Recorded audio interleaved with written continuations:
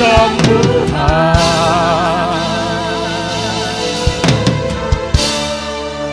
terjadi di sini.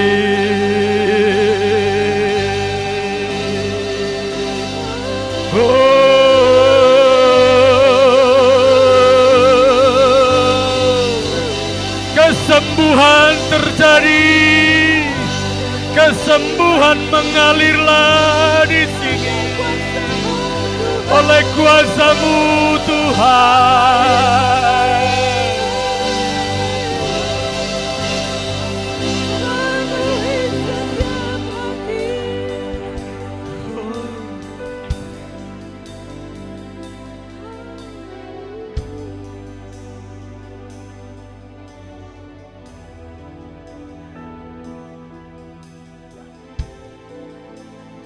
Kesembuhan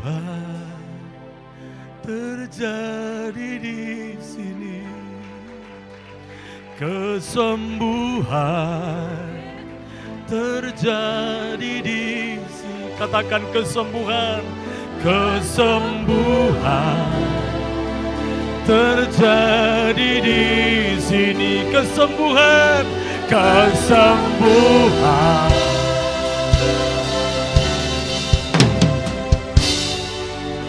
terjadi di sini.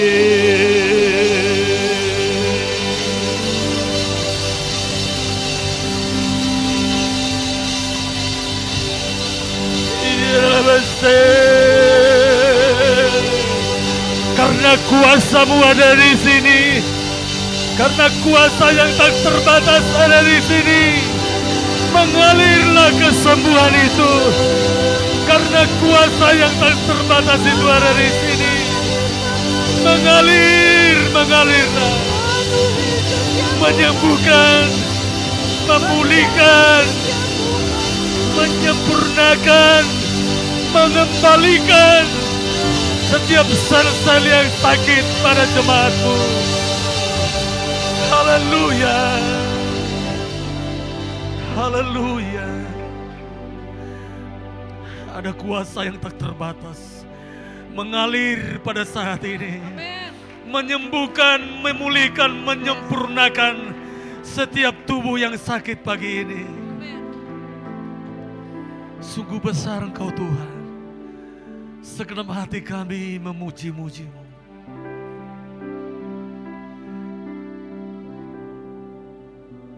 Segenap jiwaku memuji-Mu.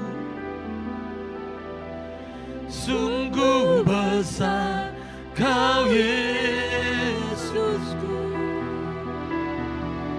Segenap hatiku menyembah-Mu. Kau besar, Kau besar. Segenap jiwaku, segenap jiwaku memuji-Mu. Sungguh besar Kau Yesusku. Segenap hatiku menyembah-Mu. Kau besar, Kau besar, Kau besar, Kau besar.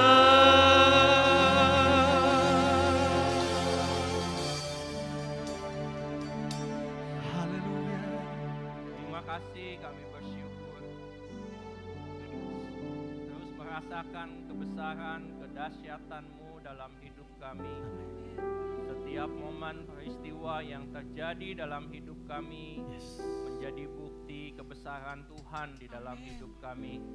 Terima kasih, tidak ada satupun yang dilewatkan tanpa kami mengalami dan merasakan kuasa kemuliaan-Mu dan kemurahan-Mu yang terus berlimpah dalam hidup kami.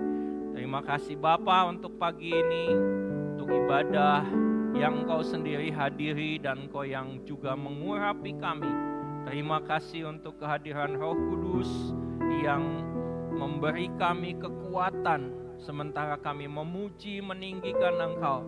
Engkau Tuhan yang memulihkan, Engkau Tuhan yang menyembuhkan, Engkau Tuhan yang menambahkan segala sesuatu yang kami perlukan untuk hidup kami yang saleh di muka bumi ini, untuk memperkenan Tuhan. Di dalam nama Yesus kami siap menerima firman-Mu. Roh Kudus terus mencengkram kami, berdaulat, berotoritas atas kami masing-masing. Di dalam nama Yesus kami berdoa, haleluya, amin. Silakan duduk jemaat Tuhan, shalom. Terima kasih Pastor Dan sudah mengizinkan saya hadir di tempat ini, dan juga teman-teman yang lain di Pekanbaru. Ya, ini satu hal yang indah dan sebetulnya tidak terlalu terencana karena saya pemain pengganti. Ya, karena yang ditugaskan sebetulnya bukan saya, tetapi ada special request dan saya pikir saya punya janji sama orang Pekanbaru, jadi saya harus datang. Puji Tuhan. Ya, hari ini saya ingin sampaikan sesuatu yang saya sebut beban kudus di dalam panggilan Allah. Sorry ya, saya sebut namanya Bang Kudus. Ya, ini jadi satu pengalaman yang luar biasa bagi saya secara pribadi, dan juga saya ingin sampaikan khususnya di momen di mana sahabat-sahabat saya hari ini akan ditahbiskan, ya, masuk ke dalam jabatan-jabatan keimamatan di dalam Gereja Kristen Kemah Daud. Dan saya ingin share sedikit tentang hal ini. Mari kita melihatnya di dalam kitab Keluaran.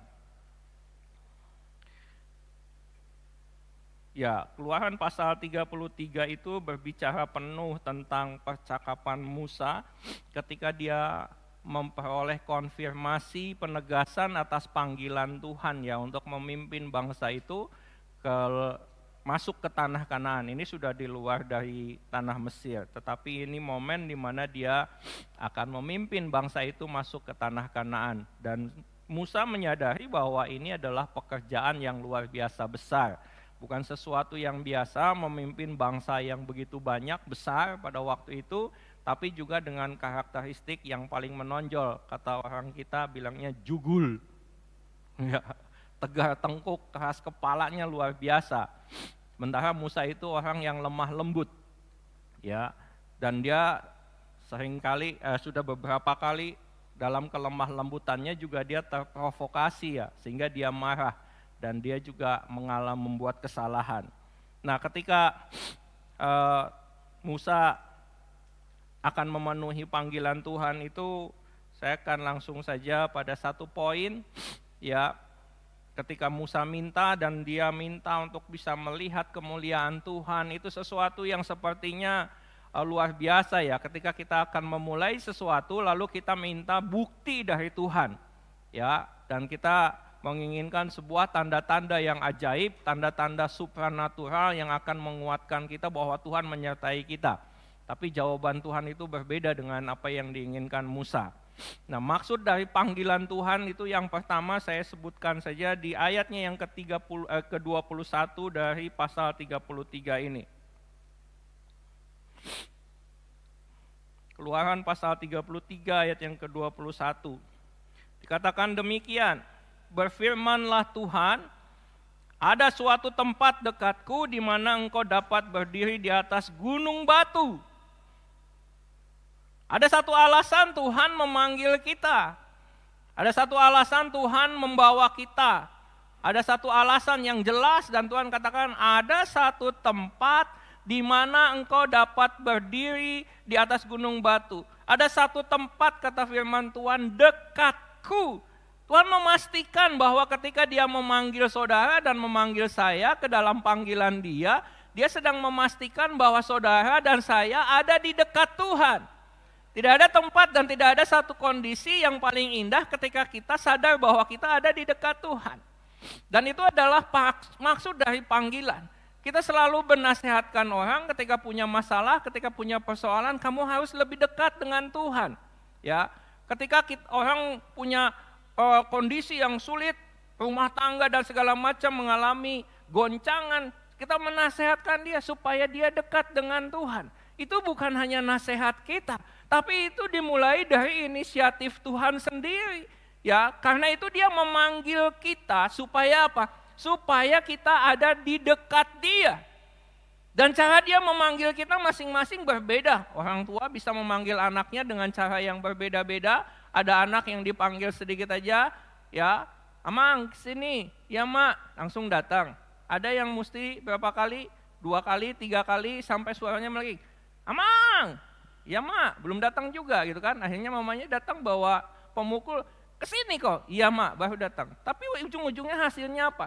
Dia dekat, dia mendekat. Dan ketika mendekat itu ada yang disampaikan, ada yang dipesankan, ada yang diajarkan, ada yang diteladankan, ada yang dicontohkan. Bapak Ibu yang kekasih dalam Tuhan, saya masih ingat orang tua saya punya kebiasaan, ya kalau sore itu kami sudah tidak ada kegiatan yang lain, dia akan kumpulkan anak-anaknya. Mulai jam 5 itu dia akan kumpulkan, lalu kami duduk, lalu dia panggil di sana tuh ada tukang jualan ya. Orang Bandung tahu ya, bajigur ya. Kalau orang Batak bajigur tuh kurang ajar, maki-maki gitu. Kalau di sana itu minuman enak gitu loh, minuman tradisional, lalu ada rebusan-rebusan. Lalu kami duduk di situ. Nah orang tua saya dulu selain ngajarkan firman Tuhan, biasanya sesi pertamanya firman Tuhan, sesi keduanya tuh Martha Rombo. Ya, jadi saya masih diajarkan gitu kan, kamu manggil ke sini apa, manggil ke sini apa. Jadi jangan ketemu dengan orang sesama orang kita, lalu kamu panggilnya hai hai hai hai gitu kan. Kalau kamu ketemu dengan marga Simanjuntak, cari di kita yang Simanjuntak tuh siapa, terus paling dekat ke situ kamu manggil apa. Nah kamu cari ke situ, kamu manggilnya dia seperti itu. Diajarkan begitu. Bapak dan Ibu yang kekasih dalam Tuhan, siapa di antara kita yang tidak ingin diajar oleh Tuhan? Jadi maksud dari panggilan Tuhan jelas pesannya, Tuhan mau ngajar kita. Ya, bukankah Tuhan juga yang berkata, aku yang mengajarkan kepada kamu apa yang memberi faedah. Hai para pebisnis, para pengusaha, mau rugi nggak? Nggak mau rugi, ya, maunya untung. Nah kata Tuhan, aku yang mengajarkan kepadamu bagaimana memiliki satu usaha yang menguntungkan. Karena itu Tuhan panggil kita supaya kita mendekat kepada Dia. Itu maknanya panggilan Tuhan. Jadi ketika kita mendapat panggilan Tuhan, ya kita mendapatkan sebuah privilege, kehormatan dari Tuhan untuk diajar langsung oleh Tuhan. Ya, kita juga terbiasa ya diajar oleh aspal ya. Diajar oleh aspal itu maksudnya kita sudah diingatkan. Kita punya Roh Kudus, percaya saudara punya Roh Kudus? Amin. Amin. Roh Kudus bisa ngajar kita? Yo, selalu dan mengajar kita. Dan itu adalah pengajaran yang paling indah. Ya, ketika dia mengajarkan sesuatu kepada kita. Tapi kita abaikan. Sesuatu yang timbul di dalam hati kita, kita abaikan. Lalu Tuhan turunkan kelasnya, levelnya. Lewat hamba Tuhan. Pastor dan nasihati. Nggak didengar juga. Dari pastor turun ke pendeta. Nggak didengar juga. Ke PDM. Nggak didengar juga. Ya, ke diaken. Nggak didengar juga. Terus ke pekerja biasa. Nggak didengar juga. Sesama saudara seiman. Nggak didengar juga. Sama anaknya di rumah, sama istrinya nggak didengar juga. Begitu dia keluar naik motor, saya terpleset, jeger, palanya benjol, pecah, baru dia sadar. Oh Tuhan ingatkan saya sesuatu. Dari kemarin juga udah diingatin sama Roh Kudus gitu kan. Itu namanya diajar oleh aspal. Bapak Ibu yang kasih dalam Tuhan, Tuhan memanggil kita itu untuk masuk dekat dengan Dia. Jadi untuk sahabat-sahabatku, teman-temanku yang hari ini memasuki jabatan-jabatan baru, sebenarnya Tuhan sedang memberi privilege untuk makin dekat dengan Tuhan. Haleluya. Yang kedua, Bapak Ibu, dikatakan oleh firman Tuhan,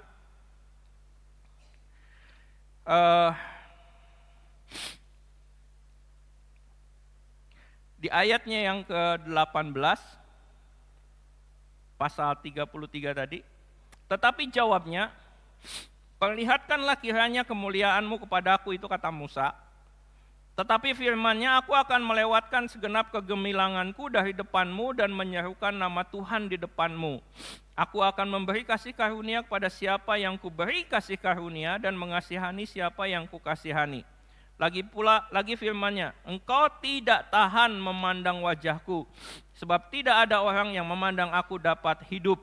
Bapak Ibu yang kekasih, di ayat yang ke-21 yang tadi kita baca, dikatakan, berfirmanlah Tuhan, ada suatu tempat dekatku di mana engkau dapat berdiri di atas gunung batu. Ayat 22, apabila kemuliaanku lewat, maka aku akan menempatkan engkau dalam lekuk gunung itu, dan aku akan melindungi engkau dengan tanganku sampai aku berjalan lewat. Kemudian aku akan menarik tanganku, dan engkau akan melihat belakangku, tetapi wajahku tidak akan kelihatan.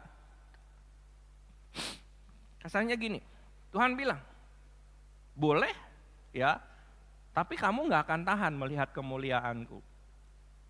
Melihat kemuliaan Tuhan itu maksudnya apa sih? Kita ingin sebuah konfirmasi, kita ingin sebuah kepastian, kita ingin melihat sesuatu yang akan menguatkan kita bahwa kita akan bisa mengerjakan atau menghasilkan sesuatu yang besar. Ya, kita selalu menginginkan seperti itu. Ya, tadi saya sudah singgung, kita tidak pernah menginginkan untuk gagal atau kita untuk rugi. Ya, begitu juga ketika kita memasuki sebuah pelayanan, kita membayangkannya semuanya besar, luar biasa gitu kan. Itu sebenarnya bagian dari pengertian. Terima kasih. Kedengaran ya. Saya agak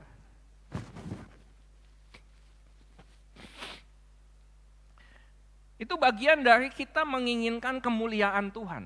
Ya kan? Kemuliaan Tuhan itu selalu kita identikan dengan keberhasilan, ya, kesehatan, kesembuhan, berkat melimpah, kesuksesan, ya, dari usaha yang kecil menjadi besar. Kita anggap semua, dan sampai hari ini semua manusia juga berpikirnya begitu. Kalau namanya kemuliaan Tuhan itu, penuh dengan kemuliaan itu segala sesuatunya kita anggap semuanya besar. Pengertian Tuhan enggak gitu.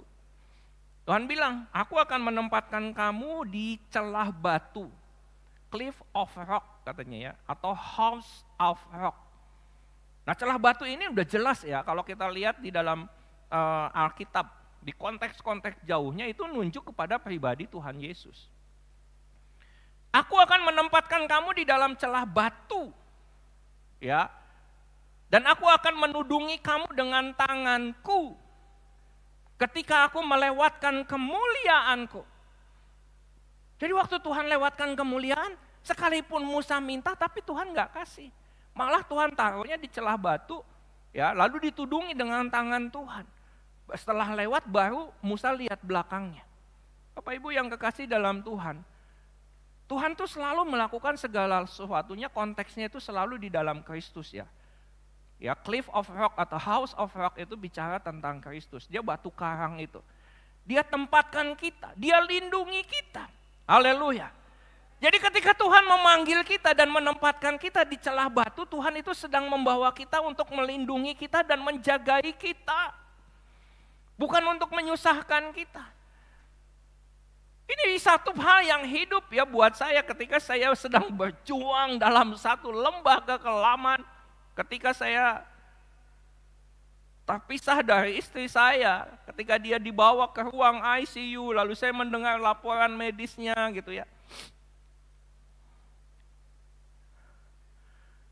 Saya rasakan ini sebuah lembah kekelaman dan saya merasakan ini satu keadaan di dalam satu celah batu. Kita bisa bayangkan dibaringkan di celah batu, telungkup di dinding batu. Ini kita juga pasti nggak enak ya, sakit. Itu bukan spring bed, bukan king coil. Pasti sakit. Lalu ditindih oleh tangan yang kuat katanya. Kita tahu tangan Tuhan itu tangan yang kuat ya. Saya suka ditegur sama istri saya kalau saya tekan anjing di rumah. "Pa, tangan papa tuh berat." Ya.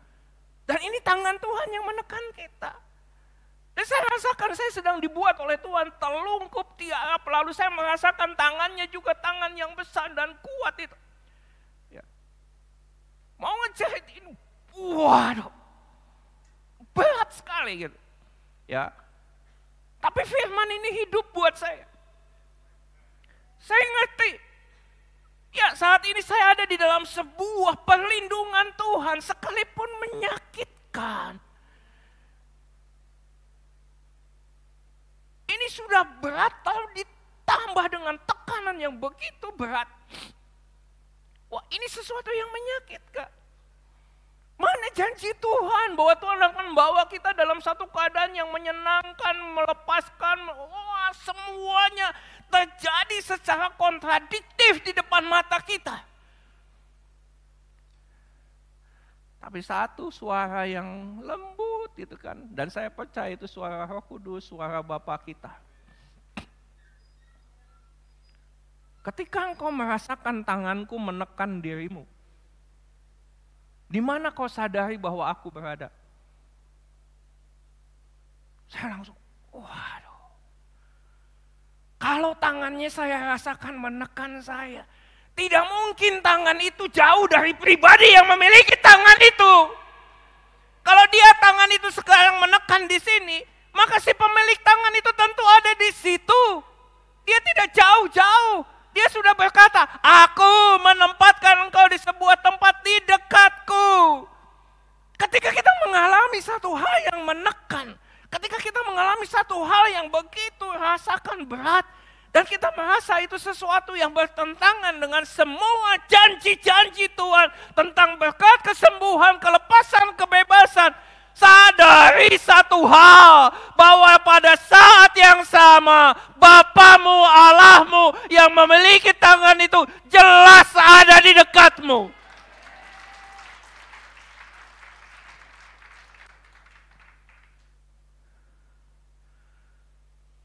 Ketika saya sudah sadari itu,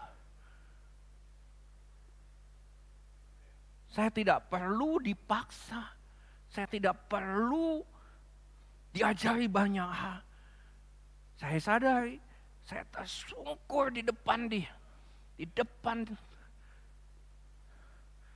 di ruang isolasi ya saya katakan waktu itu. Dan saya pikir mungkin perawat senang ya, yang udah pernah kena COVID. Senang pasiennya nurut, suruh telungkup. Aduh saya bukan telungkup karena COVID. Saya sedang tersungkur di hadapan Tuhan.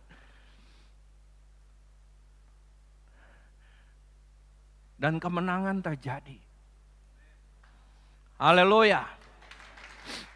Kemenangan terjadi bukan karena kita melihat kita sembuh, kita sehat, orang yang kita cintai sembuh dan sehat, tetapi karena apa?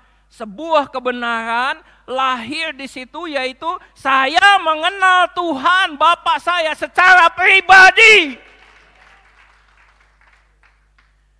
Dua hal yang Tuhan lakukan dalam situasi seperti ini adalah pertama melindungi kita. Dan ketika dia melindungi, konsep berpikir kita harus diubah. Harus pas dengan apa yang jadi konsepnya Tuhan. Kita maunya semuanya enak, menyenangkan. Tapi Tuhan punya cara yang lain ketika melindungi kita. Bahkan hari ini saya berkata, ketika sesuatu yang terjadi dan saya anggap itu menjadi sesuatu yang merugikan saya tetap berkata sampai hari ini, semuanya Bapak saya lakukan demi meluputkan saya dari kebinasaan, kecelakaan atau kerugian yang lebih besar.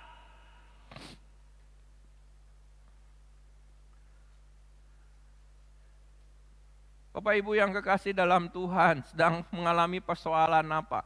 Mari saat ini mengerti, saudara ada di dalam Kristus sama seperti saya ada di dalam Kristus, dan kita sedang dilindungi oleh Tuhan, ya, supaya kita tidak salah mengartikan kemuliaan Tuhan. Tapi kita bersyukur bahwa hasil dari apa yang kita alami bukan hanya kita mengalami kebebasan, tapi yang terpenting lagi, dan ini yang harus kita jaga, kita pelihara. Di ayatnya yang ke-5, pasal 34, turunlah Tuhan dalam awan lalu berdiri di sana dekat Musa, serta menyerukan nama Tuhan. Berjalanlah Tuhan lewat dari depannya, dan berseru, Tuhan, Tuhan, Allah penyayang dan pengasih, panjang sabar, berlimpah kasihnya dan setianya, yang meneguhkan kasih setianya kepada beribu-ribu orang, yang mengampuni kesalahan, pelanggaran dan dosa, tetapi tidaklah sekali-kali membebaskan orang yang bersalah dari hukuman, yang membalaskan kesalahan bapa pada anak-anaknya dan cucunya, kepada keturunan yang ketiga dan keempat. Apa yang Musa dapat? Tidak sedikit pun Tuhan memperlihatkan kemuliaan kepada dia. Ya, tidak sedikit pun yang diperlihatkan kepada Musa itu adalah kemuliaan. Tidak sama sekali. Tapi ketika Musa ada di situ, lalu dikatakan Tuhan turun, lalu menyerukan, Tuhan, Tuhan Allah pemurah. Maknanya apa Bapak dan Ibu yang kekasih dalam Tuhan? Kita menginginkan kemuliaan, tapi buat Tuhan itu jauh lebih penting bagi saudara itu kalau mengalami dan merasakan kemurahan Tuhan. Amin. Karena itu teman-temanku, sahabat-sahabatku yang akan ditahbiskan menjadi ke dalam jabatan-jabatan baru, baik di dalam pelayanan rohani maupun di dalam dunia apapun ya, di bisnis atau apapun. Di mata Tuhan itu bukan yang terpenting berapa besar pencapaianmu. Tapi yang terpenting bagi Tuhan adalah berapa besar engkau mengalami kemurahan Tuhan di dalam hidup. Bukan besarnya apa yang kita capai. Bukan besarnya gereja yang bisa kita bangun. Bukan besarnya banyaknya orang yang bisa kita bawa. Tapi seberapa besar kita mengalami kemurahan Tuhan.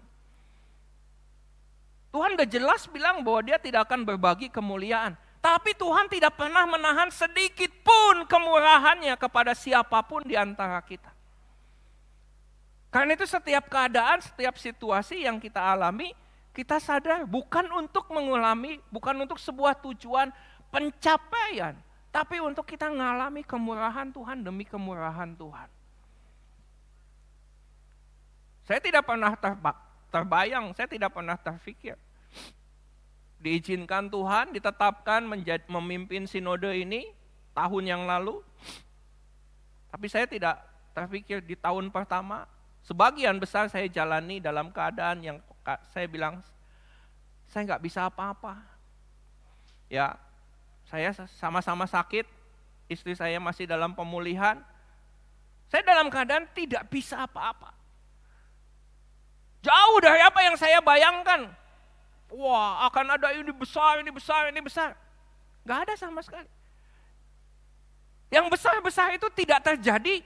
Yang besar-besar itu tidak tercapai. Yang saya bayangkan akan saya kerjakan tidak bisa saya lakukan.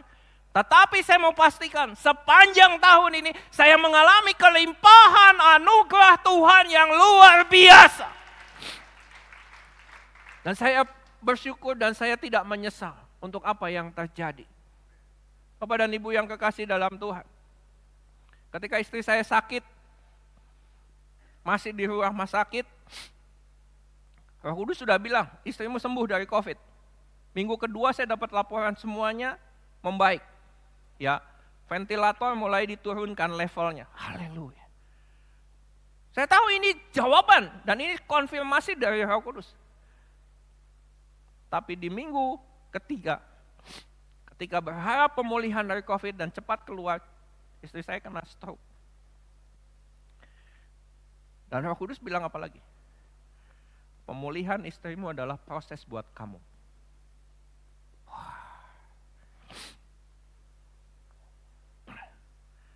Tidak semua yang kita pikirkan menjadi pencapaian kita adalah bukti dari sebuah keberhasilan kita. Dan Tuhan setuju dengan itu. Tapi Tuhan tidak pernah menahan untuk berkemurahan atas kita. Tuhan bilang proses. Yang diproses bukan istri saya. Saya. Haleluya. Karena itu Bapak dan Ibu, sahabatku, teman-temanku, ya, ketika kau mengalami apapun setelah kau menerima jabatan panggilan dari Tuhan, ingat proses Tuhan itu adalah dirimu. Semua yang terjadi di sekelilingmu bukan kesalahan orang-orang itu, tapi semuanya adalah proses Tuhan untuk dirimu. Tuhan lebih pentingkan saudara, lebih pentingkan saya dibanding orang-orang sekeliling. Orang-orang sekeliling itu gampang diurus sama Tuhan, tapi ngurus kita tuh ternyata Tuhan harus menanganinya secara spesial dan khusus. Saya belajar hari-hari ini. Belajar yang namanya mengasihi, seperti Kristus mengasihi jemaat. Seperti kata lagu anak-anak ya, tentang ibunya. kasih ibu. Terus, kepada beta tak terhingga sepanjang masa, hanya tak harap. Nah, itulah kasih Kristus. Dan itu yang Tuhan ajarkan pada saya hari-hari ini. Haleluya. Dulu istri saya dia sehat, semua hal banyak yang dia lakukan, dan saya duduk rileks. Sekarang terbalik. Saya yang lakukan, dan saya tidak bisa berharap apapun. Saya berdoa terus kesembuhan dia, pemulihan dia. Tapi Tuhan terus bilang, yang penting kamu, proses buatmu selesai dulu. Istrimu tuh gampang kata Tuhan. Dan itu dikonfirmasi dari pendoa dari tempat lain. Bang, kalau kakak sembuh tuh gampang kata Tuhan. Yang penting abang. Haleluya. Bapak dan Ibu yang kasih dalam Tuhan, masuk dalam rencana panggilan Tuhan itu membawa kita pada pengalaman-pengalaman yang luar biasa. Dan di situ kita bertumbuh mengenal Tuhan lebih dan lebih lagi. Ya bukan kemuliaan, sekali lagi bukan pencapaian, tapi semakin melimpah dalam anugerah Tuhan yang luar biasa. Haleluya, beri kemuliaan pada Tuhan. Mari kita bersyukur pada Tuhan sebelum kita masuk dalam prosesi pentahbisan pada hari ini.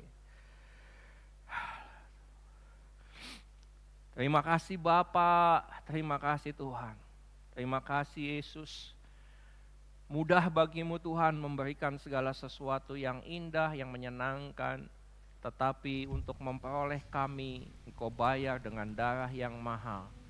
Dan Kau tidak satu pun dari jalan dari anak-Mu Yesus ke kayu salib, Kau izinkan kami lewati atau kami tidak melaluinya. Tapi Engkau tahap demi tahap, pijakan demi pijakan, Kau hadapkan pada kami supaya kami merasakan penderitaan Kristus yang membawanya naik kepada kemuliaan. Terima kasih Tuhan, kami bersyukur. Terima kasih, terima kasih, terima kasih. Kemurahan-Mu